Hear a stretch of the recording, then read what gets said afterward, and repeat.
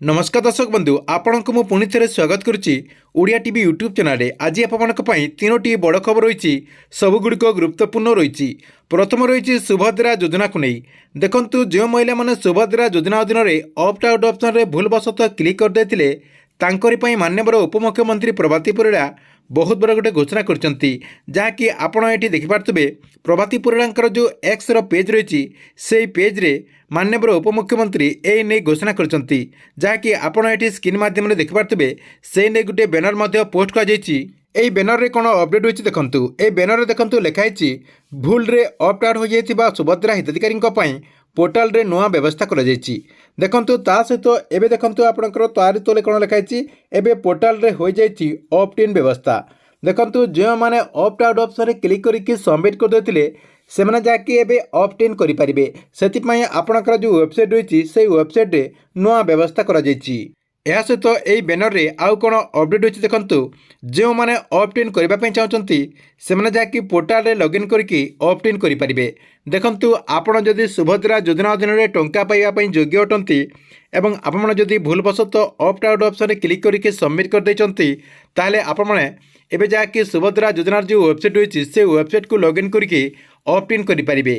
2 number देखु आयुष्मान योजना को नहीं आसंता जनवरी 13 तारिख में आयुष्मान योजना को नहीं केंद्र सरकार सहित राज्य सरकार तरफ बुझामणा पत्र जहाँकि स्वाक्षरित कर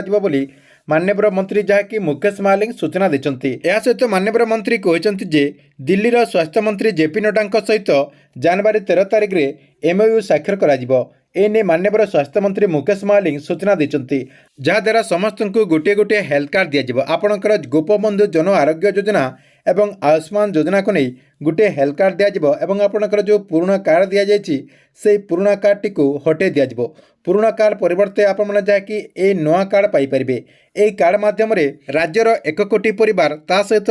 3.5 कोटी लोक लाभ मिल जहाँकि पुरुष मान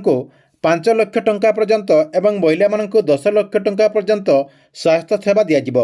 3 नंबर खबर राशन कार्ड को नहीं बर्तमान देखु राशन कार्ड को नहीं खाद्य जोगाण मंत्री कृष्ण चंद्र पात्र बहुत बड़ गोटे घोषणा करते देखु जो मान पाखे राशन कार्ड रही आउ से जदि ए पर्यंत ई कैश प्रोसेस टी कंप्लीट करना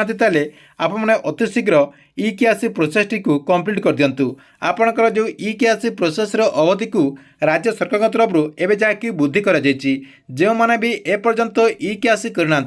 मुख्यतः जो मैंने बाहर राज्य रोचंती एवं सेमाने जदि ए पर्यंत ई कैश करना से जहाँकि जनवरी 31 तारिख भितर ई कैश प्रोसेस टी कंप्लीट कर दिंतु नले आपणकर जो राशन कार्ड रही से राशन कार्ड टी कटिज आउ आपने आग को आउ राशन सामग्री आपण ना पाइपर ना से जनवरी 31 तारिख भितर आपने जहाँकि ई कैश प्रोसेस टी कंप्लीट कर दिंतु। ठीक अच्छे ये आपण